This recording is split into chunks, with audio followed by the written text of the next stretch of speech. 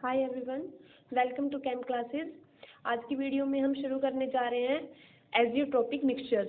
एजियोट्रोपिक mixtures जिनको constant boiling mixture भी कहा जाता है, उनके बारे में हम स्टडी करेंगे। लेकिन वो समझने से पहले हमें एक टर्म समझनी जरूरी है, फ्रैक्शनल डिस्टिलेशन। कि फ्रैक्शनल डिस्टिलेशन क्या होता है। फ्रैक्शनल डिस्टिलेशन एक बार ये देख लेते हैं, फिर उसके बाद अपना आज का टॉपिक एजियोट्रोपिक मिक्सचर शुरू करेंगे। फ्रैक्शनल डिस्टिलेशन क्या होता है? ये एक टेक्निक है to separate the components of a liquid mixture. अगर हमारे पास दो लिक्विड का मिक्सचर है, मान लो एक ए लिक्विड है, एक बी लिक्विड है, उनका एक मिक्सचर है, उनको मिला के एक मिक्सचर फॉर्म कर दिया गया ए बी, एक सॉल्यूशन फॉर्म कर दिया गया है। अब उनको अगर सेपरेट आउट करना है, ये सॉल्यूशन है ए बी, अगर इनको अब सेपरेट आउट करना है तो किस तरह से करते हैं? तो उसको सेपरेट आउट करने का, अलग अलग ए को और बी को अलग अलग करने की एक टेक्निक है फ्रैक्शनल डिस्टिलेशन। तो ये क्या है? A technique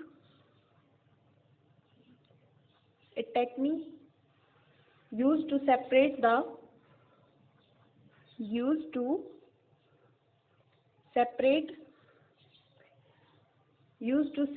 the components of a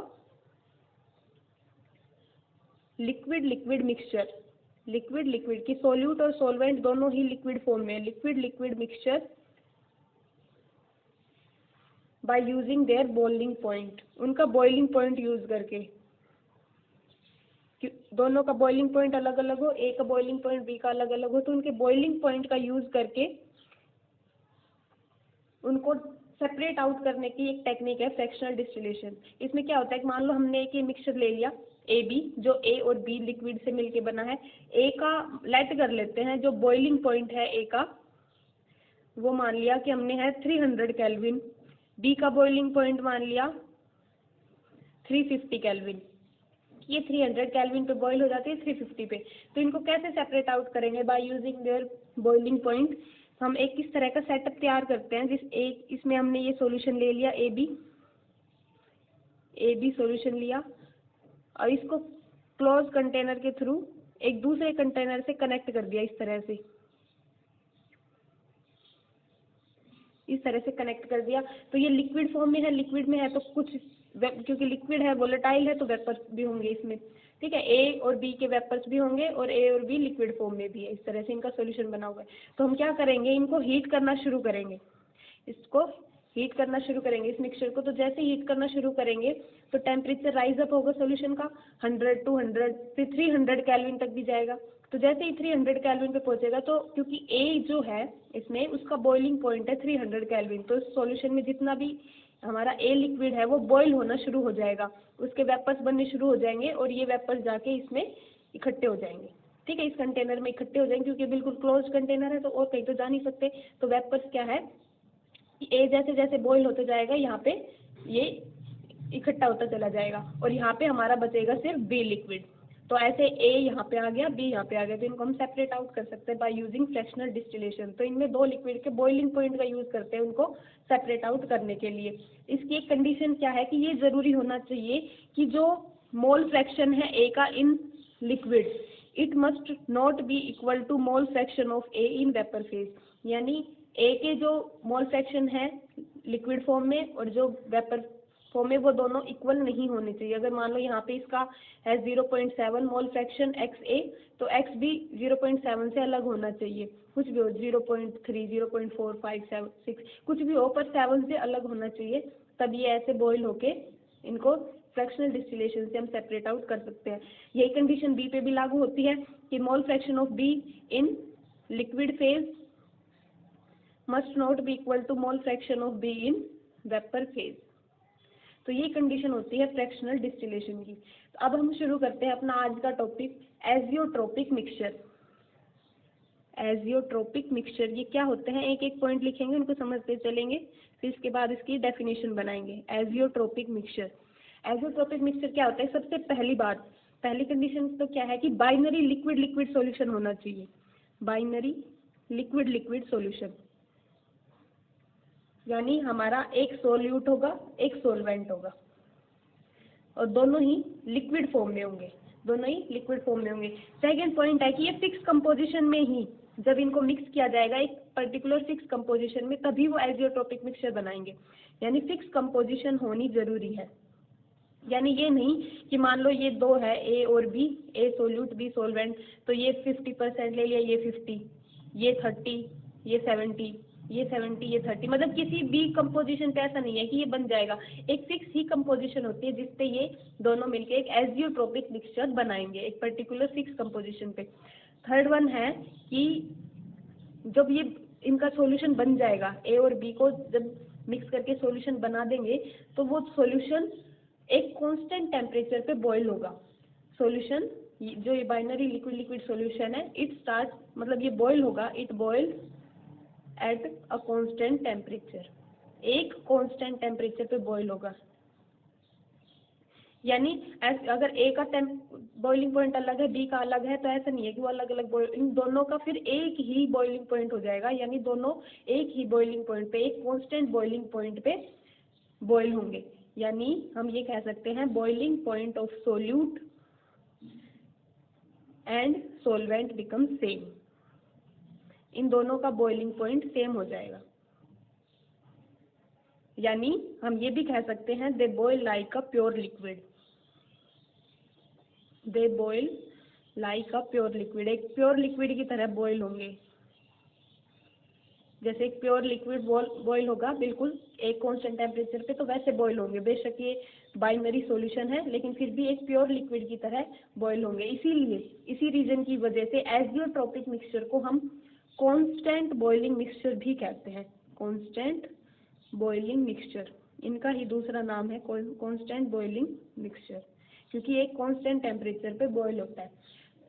fourth point क्या है कि they can not be separated by fractional distillation, क्योंकि फ्रैक्शनल डिस्टिलेशन के लिए हमने क्या समझा है कि दोनों का बॉइलिंग पॉइंट अलग अलग होना चाहिए, लेकिन ये तो दोनों एक कांस्टेंट टेम्परेचर पे बॉइल हो रहे हैं, तो इनको तो सेपरेट आउट कर ही नहीं सकते। अगर इनको बॉइल करेंगे तो दोनों के ही वेपर बन के दोनों फिर इकट्ठा ही हो जाएगा, यानी हम उनको सेपरेट आउट नहीं कर सकते।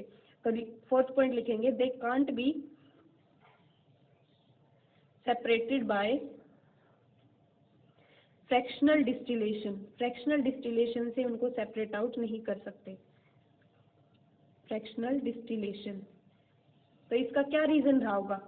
इसका ये रीजन रहा होगा कि इनको फ्रैक्शनल डिस्टिलेशन से इसलिए सेपरेट आउट नहीं कर रहे क्योंकि वो इस कंडीशन को फॉलो नहीं कर रहे।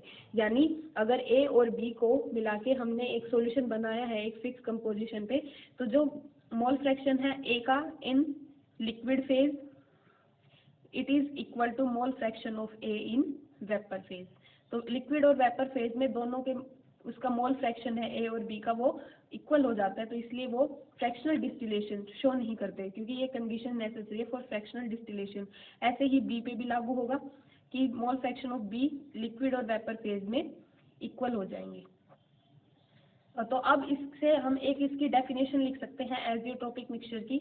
हम क्या लिखेंगे, जो इसकी डेफिनेशन बनेगी, हम लिखेंगे the binary liquid solution having a fixed composition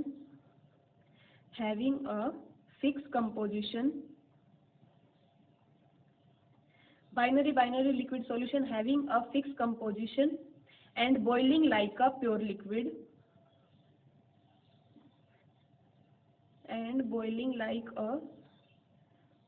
liquid at a constant temperature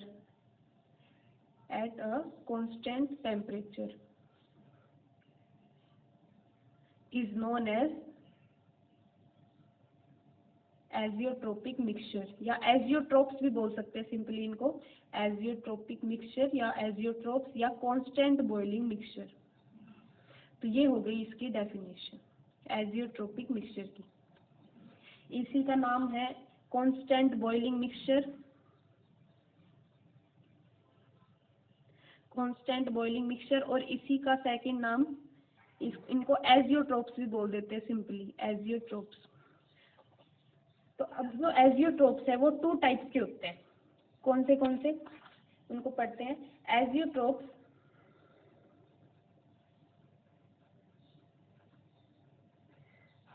mainly two types के होते हैं, दोनों को एक एक करके पढ़ेंगे। एक होता है minimum boiling point azeotrope, minimum boiling point azeotrope, और सेकंड वन है मैक्सिमम बॉइलिंग पॉइंट एजियोट्रोप।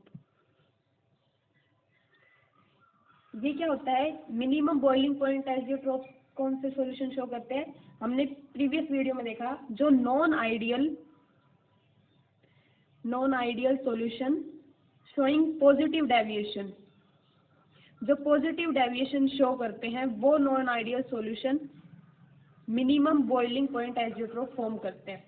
और ये होता है मैक्सिमम वाले होते हैं non ideal solution showing negative deviation. जो नेगेटिव डेविएशन शो करते हैं वो maximum boiling point azeotropes form करते हैं।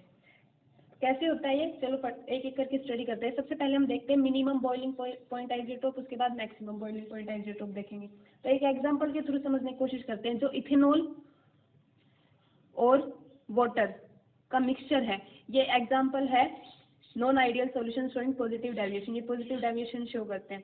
तो इनका जो 95% सॉल्यूशन होगा इथेनॉल का, यानी 95% इथेनॉल और बाकी का 5% वाटर, तो वो इस कंपोजिशन पे, इस फिक्स कंपोजिशन पे वो minimum boiling point azeotrope form करता है। किस तरह से? एक बार ये देख लेते हैं। जो इसका एक बार बॉइलिंग पॉइंट लिख लेते हैं। जो प्योर इथेनॉल है उसका बॉइलिंग पॉइंट होता है अबाउट 351 केल्विन, और वाटर का तो पता ही है 373 केल्विन इतना होता है। तो एक जो इनका हम अगर ग्राफिकल रिप्रेजेंटेशन दिखाएं,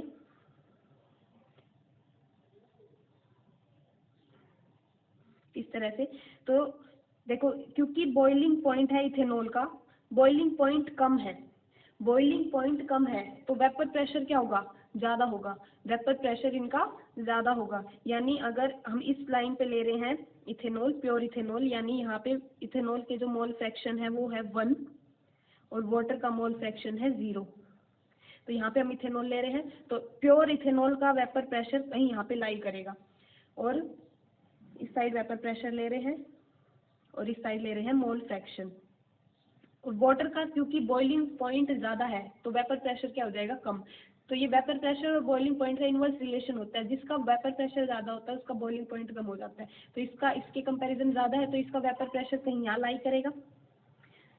बॉइलिंग पॉइंट ज़्यादा है तो वेपर प्रेशर वाटर का, प्योर वाटर का कम हो जाएगा। यहाँ पे है वाटर कम, सिर्फ प्योर वाटर है, और यहाँ पे जो इथेनॉल है वो 0 है। इथेनॉल का मोल फ्रैक्शन 0 है। तो जैसे जैसे इसमें इथेनॉल ऐड करते जाएंगे तो प्योर लिक्विड के लिए तो ऐसा आना चाहिए,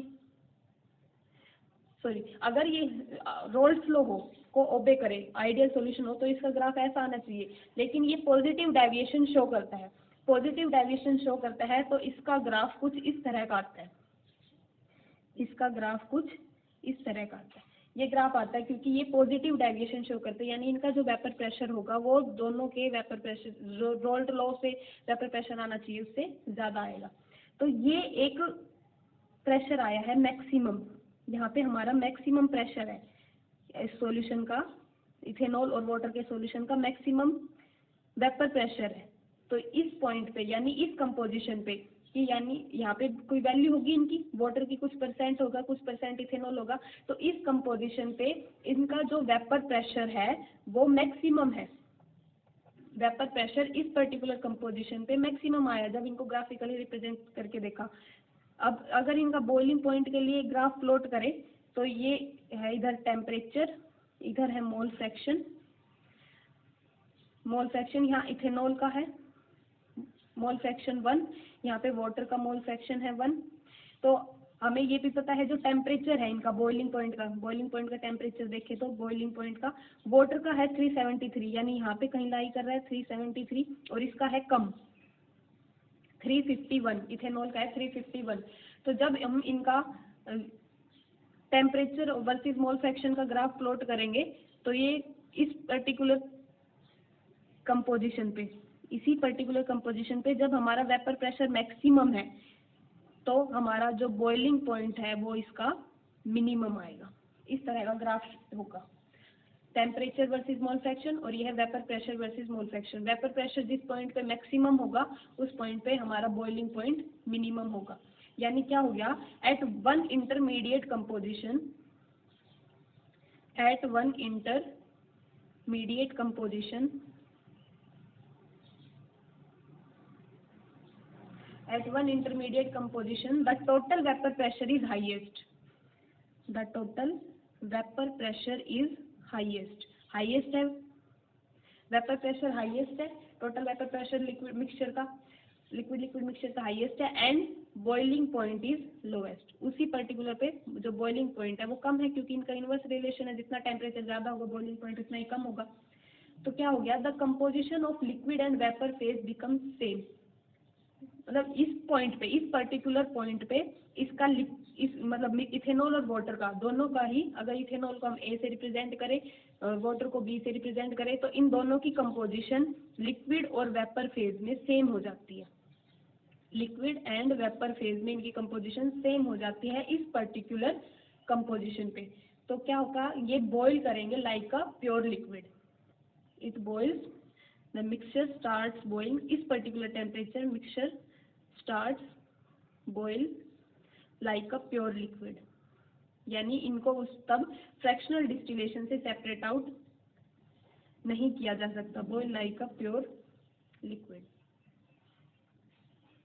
और एक और बात देखने गई, जो इनका इसका बॉइलिंग पॉइंट है, इसका बॉइलिंग पॉइंट है, और जो मिक्सचर का बॉइलिंग पॉइंट होगा एजियोट्रोपिक मिक्सचर का, वो इन दोनों के बॉइलिंग पॉइंट से कम होगा। इस पर्टिकुलर फिक्स कंपोजिशन पे boiling point of mixture is less than the boiling point of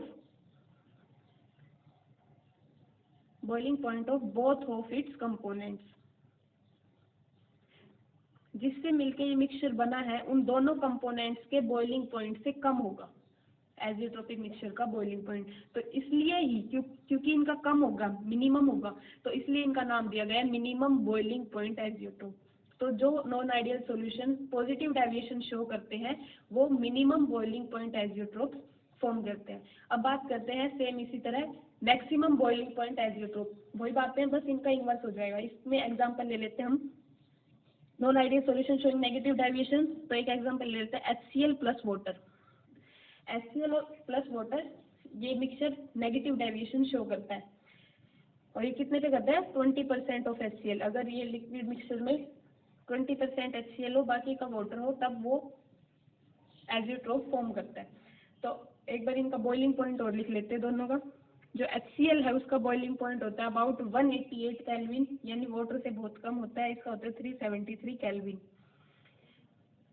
अगर इनका रोल्स लॉ के अकॉर्डिंग ग्राफिकल रिप्रेजेंटेशन प्लॉट करें तो यहाँ पे हम ले लेते हैं, ये हमारा मोल फ्रैक्शन ऑफ वाटर का 1 है, यानी प्योर वाटर प्रेजेंट है, और इस पॉइंट पे प्योर HCl प्रेजेंट है।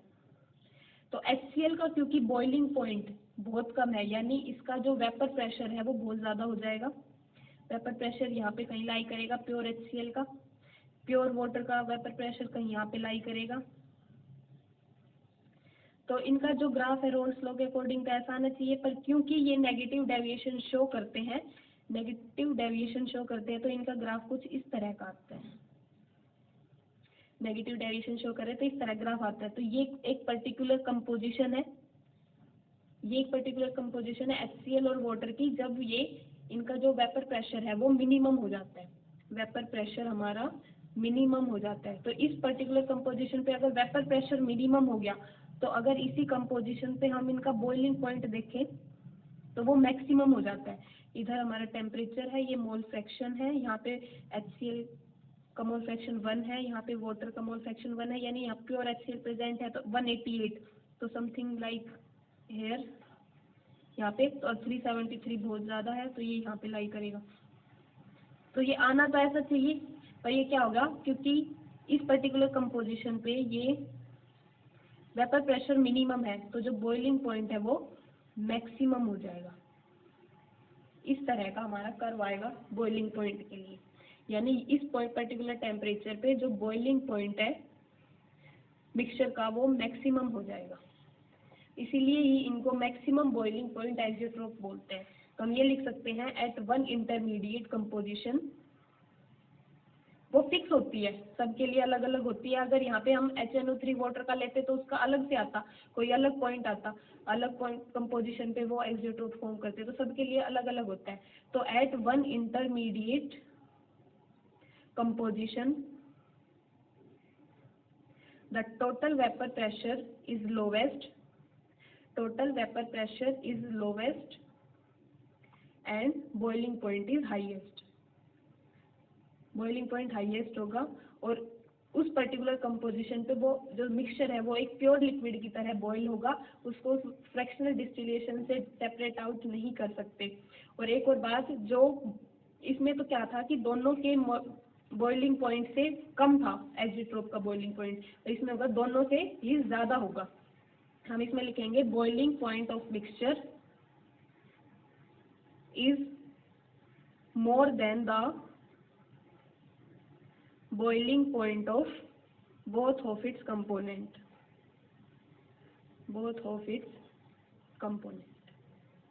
तो ये हो गया हमारा एजियोट्रोप्स। दो तरह के होते हैं, minimum boiling point and maximum. जो पॉजिटिव डेविएशन शो करते हैं वो minimum boiling point azeotrope form करते हैं, और जो मैक्सिमम बॉइलिंग पॉइंट एजियोट्रोप वो शो करते हैं जो नेगेटिव डेविएशन शो करते हैं। तो इस तरह से ग्राफिकली भी इनको रिप्रेजेंट किया जा सकता है। अब जो हमने प्रीवियस वीडियो में देखा था आइडियल सॉल्यूशन, हमने एक लास्ट में एक पॉइंट किया था, जो आइडियल सॉल्यूशन है दे डोंट फॉर्म एजियोट्रोप, वो एजियोट्रोप फॉर्म नहीं करते। वो इसीलिए नहीं करते कि उनकी कोई ऐसी फिक्स कंपोजिशन आती ही नहीं है कि जो हमारा मिक्सचर है वो एक प्योर लिक्विड की तरह बॉईल करना शुरू कर दे। तो ऐसा कुछ नहीं होता, उसमें सीधा रोल्स लॉ को ओबे करता है। ऐसी कोई पर्टिकुलर इंटरमीडिएट कंपोजिशन नहीं आती जिससे वेपर प्रेशर मैक्सिमम हो जाए। कोई भी ऐसी इंटरमीडिएट बीच में ऐसी कोई कंपोजिशन नहीं आती जिससे हमारा वेपर प्रेशर मैक्सिमम हो जाए या मिनिमम हो जाए। वो बिल्कुल रोल्स लॉ को ओबे करता है। तो आइडियल सॉल्यूशन है वो एजियोट्रोप फॉर्म नहीं करते, और non ideal solution azeotrope form करते हैं, फॉर्म एजियोट्रोप। तो आई होप ये कल वाला जो पॉइंट रह गया था अधूरा वो क्लियर हो गया होगा। अब नेक्स्ट वीडियो से हम शुरू करेंगे कोलिगेटिव प्रॉपर्टीज। 4 कोलिगेटिव प्रॉपर्टीज होती है, तो अगली वीडियो में हम कोलिगेटिव प्रॉपर्टीज शुरू करेंगे। Thank you so much for watching and please channel को सब्सक्राइब कर दीजिएगा। Thank you so much.